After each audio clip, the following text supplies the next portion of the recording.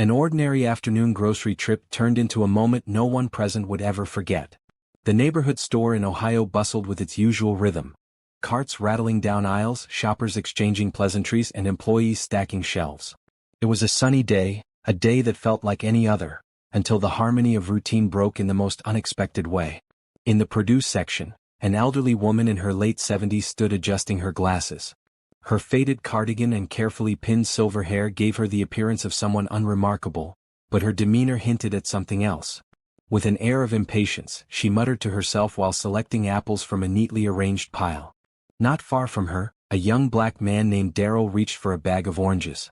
He was casually dressed in a blue hoodie and jeans, carrying a grocery basket in one hand while texting with the other. Darryl moved through the store as effortlessly as anyone else, his presence blending seamlessly into the background, until the woman noticed him. Her reaction was immediate. She turned sharply, her expression hardening in a way that was impossible to miss. Her narrowed eyes and pursed lips exuded disapproval. The words that followed came loud enough to halt the flow of the store. "You people don't belong here." Darryl froze mid-text, his fingers hovering above his phone. His head lifted slowly, his expression transitioning from confusion to realization. And then, as if to drive her point home, the elderly woman continued, her tone sharp and cutting. "Why don't you go back to Africa where you came from?" The air seemed to grow heavy, thick with tension that settled over the produce section like an unwelcome fog.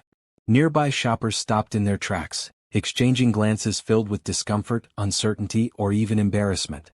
Some quickly turned away, eager to avoid being part of the moment, while others couldn't help but remain fixed in place, compelled to witness what might unfold. Darryl's initial reaction was shock. His brow furrowed, his lips slightly parted as he tried to process the venomous words. For a fleeting second, it seemed like he might respond immediately. But instead, he took a deliberate, calming breath, his expression unreadable as though he were weighing all the possible responses. In front of him, the woman stood firm, clutching her apples and exuding defiance. Her stance was unyielding, her chin lifted as though daring him to speak. The onlookers waited with bated breath. A young mother quietly guided her toddler toward another aisle, whispering something soothing as they disappeared from view. A man lingering near the potatoes watched nervously, unsure whether to intervene. Even the cashier, some distance away, leaned forward slightly, straining to catch the exchange. Darryl stood still, his hand gripping the handle of his grocery basket. For a moment, the bustling store faded into the background. Every sound was muted, every movement slowed as though the world itself had been put on pause. The weight of the woman's words clung to the air, impossible to ignore. She didn't back down. Adjusting her cardigan with a huff, she stood her ground, her expression one of steely defiance. Nearby, a young store employee stacking bananas froze mid-motion, unsure if stepping in would make things better or worse. The growing crowd maintained its distance but refused to disperse. They were an audience now, their roles solidified in this uncomfortable, unplanned drama. Darryl finally moved. He shifted his basket to his other hand, straightened his back, and seemed to grow taller, more assured. The quiet calm he exuded felt almost magnetic, drawing every eye in the room toward him. Then at last, his voice broke through the silence, calm, deliberate, and cutting through the tension like a blade. "Ma'am," he began, his tone measured, "do you even realize what you just said?" His words weren't a shout, nor were they defensive. They carried a reflective quality, as though offering her a moment to think about the impact of what she had just unleashed. But the woman showed no inclination to reflect. Her response was sharp, her voice rising in pitch. "I said what I said. This is my country. People like you don't belong here." A collective gasp came from somewhere in the crowd. A young woman near the bread aisle covered her mouth, her shock audible. The murmurs grew louder, yet Darryl didn't flinch. He didn't yell. He didn't close the distance between them. Instead, he let the pause hang heavy, letting her words echo in the minds of everyone who had heard them. Finally he nodded, his calm expression unnervingly steady. "All right," he said, his voice unwavering. "Since you brought it up, let's talk about it." The room held its breath. It was clear that Darryl's response wouldn't be an outburst, it would be something far more powerful. Setting his basket down carefully on the floor, he stood upright, his movements deliberate. The composure he carried had a gravitational pull, drawing even those who had pretended not to notice closer to the scene. His gaze settled on the elderly woman, not with anger, but with an intensity that made her shift uncomfortably. "You said I don't belong here," he started, his voice calm but firm. Let me tell you about where I come from. The weight in his words commanded attention. Each syllable was deliberate, as if shaped from years of history, pain, and resilience. My great-great-grandfather was born in Mississippi, Darrell continued, pausing just enough to let his words land. He was a sharecropper, breaking his back on land he didn't own so his children might have a better life. His father, my great-great-great-grandfather, was a slave, kidnapped, beaten, and sold like property. And for what? To help build this country you're standing in. The woman's lips tightened, and while she said nothing, her grip on the apples in her hand faltered slightly. The onlookers, however, were transfixed. A man in the dairy aisle, who had been scrolling through his phone, put it away entirely. An older couple whispered to one another, their eyes never leaving Darrell. My grandfather, Darrell began, but his voice carried something even deeper now. The room leaned in, waiting for more. This was no longer just a confrontation. It was a reckoning, a history lesson, and an unspoken plea for understanding. Darrell continued, his voice steady yet gaining in strength. My grandfather, he said, his words deliberate and full of weight, served this country in World War II. He risked his life fighting for freedoms he was denied when he returned. After everything he gave, he came back to a country that treated him like a second-class citizen. He couldn't sit at the same counters. He couldn't drink from the same fountains. But still he stayed. Do you know why? Because he believed in the promise of this country, even when it didn't believe in him. The produce section, alive with tension just moments earlier, grew eerily quiet. Even the soft hum of the refrigerators seemed to retreat. Darrell's voice softened, but the intensity of his words remained unwavering. And my parents, he went on, they fought too. Not with guns, not with fists, but by living with dignity. By working hard every day. They raised me to believe in kindness, respect, and perseverance. A pause followed, and his expression softened slightly. My mother's a teacher, he continued, his tone reflective. She's dedicated her life to helping kids, no matter what they look like or where they come from. My father? He's a mechanic, the kind of man who would stop on the side of the road to help someone like you if your car had broken down. Darrell let the weight of his words settle.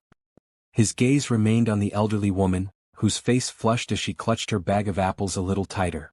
So now, he said with just a trace of sadness in his voice, you're telling me I don't belong here? That I should go back to Africa? He shook his head slowly, his tone measured yet cutting. Ma'am, I am as much a part of this country as you are, maybe even more. My family paid the price for it with their blood, their sweat, and their tears. The woman's lips parted slightly as though she wanted to respond, but no words came. Her hands trembled and she tightened her grip on her shopping cart. For a moment, it seemed like the weight of Darrell's statement was finally dawning on her. Darrell, however, wasn't finished. He took a slight step back, his composure unshaken. I could have walked away, he said, his voice now addressing not just the woman but the entire room. But what good would that have done? Ignorance doesn't get better in silence. We have to confront it. We all have to be better, better than these words, better than this. A collective stillness followed his statement, heavier and more profound than the initial silence. Slowly, the murmurs of the crowd grew louder, people exchanging glances and whispers. The elderly woman's face shifted through a cascade of emotions: anger, embarrassment, and something closer to shame. She glanced around as though searching for someone to back her up, but no one stepped forward. Instead, a middle-aged man in a baseball cap broke the quiet. He's right, the man said, his voice firm yet tinged with humility. We've got to do better than this. As though his words broke a spell, others began to speak. An older woman standing near the frozen food section nodded, her voice trembling as she said, My dad fought in that same war. He always told me the only color that mattered was the red in the flag. A young cashier at the front of the store, barely out of her teens, called out, I've never seen anyone stand up to something like that with so much grace. Thank you. The elderly woman, now visibly shaken, clutched her cart even tighter. She opened her mouth as if to explain herself, but the fire in her eyes had been extinguished. When she finally spoke, her voice was faint. I didn't mean, she began, but stopped herself, the words refusing to form. Darrell looked at her again, his gaze softer now. It's not about what you meant, he said gently but firmly. It's about how it came across. Words matter. Actions matter even more. From the deli counter, someone began clapping.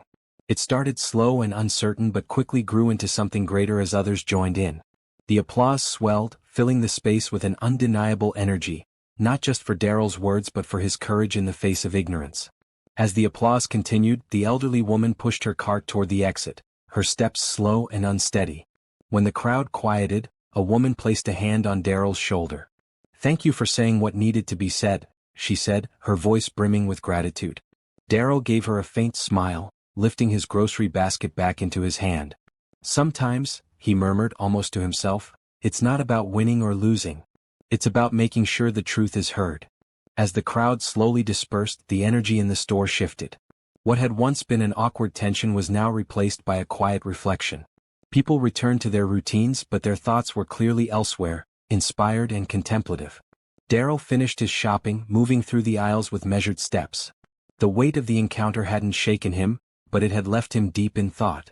At the checkout line, the young cashier who had spoken earlier scanned his groceries with a shy smile. "What you said back there," she said, hesitating for a moment before continuing, "it meant a lot. Most people wouldn't have said anything, and definitely not with so much grace." Daryl returned her smile, his tone warm yet reflective. "Sometimes grace is the only way to break through," he said. "Anger just builds walls." Outside, the golden hues of the setting sun stretched long shadows across the parking lot. As Daryl walked to his car, he noticed the elderly woman sitting in hers, her hands gripping the steering wheel tightly. For a moment, he considered approaching her but decided against it. Some lessons take time to settle, and he had already said everything that needed to be said. Later that evening, Daryl sat across from his father at the kitchen table, recounting the day's events. His father, a man of quiet wisdom, listened intently, his hands folded. "You did the right thing, son," he said finally. "Not just for yourself but for everyone who was watching. People like her, they might not change overnight. But you planted a seed. And that's all you can do sometimes. Plant the seed and let it grow." Daryl nodded, his father's words settling deep within him. The confrontation had been uncomfortable but necessary. Ignorance doesn't change unless it's challenged, and silence only allows it to persist. Across town, the elderly woman sat at her dining table, staring at the plate of food she hadn't touched. Daryl's words played on repeat in her mind, each one cutting through the shield of assumptions she'd carried for so long. She thought of her grandchildren and the world they were growing up in. For the first time she felt a pang of something unfamiliar: doubt. In the days that followed, the story spread throughout the neighborhood. People recounted Daryl's courage, the dignity with which he had responded, and the way he had turned a moment of hostility into an opportunity for reflection. It wasn't just an incident, it had become a lesson, a reminder of the power of words and the importance of standing up for what's right.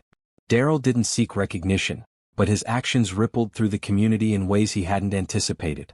Strangers approached him with gratitude, sharing their own stories of prejudice and resilience. His quiet strength had ignited conversations long avoided.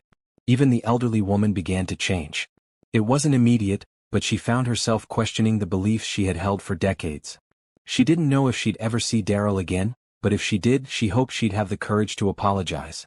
Moments like these remind us of the profound power of kindness, strength, and truth in the face of ignorance. They show us that standing up doesn't always mean shouting. Sometimes, it means speaking with conviction, letting the truth resonate, and trusting it will plant the seeds of change. If Daryl's story inspires you, let it be a reminder that your words and actions matter. They have the power to hurt or heal, to divide or unite. What will you choose?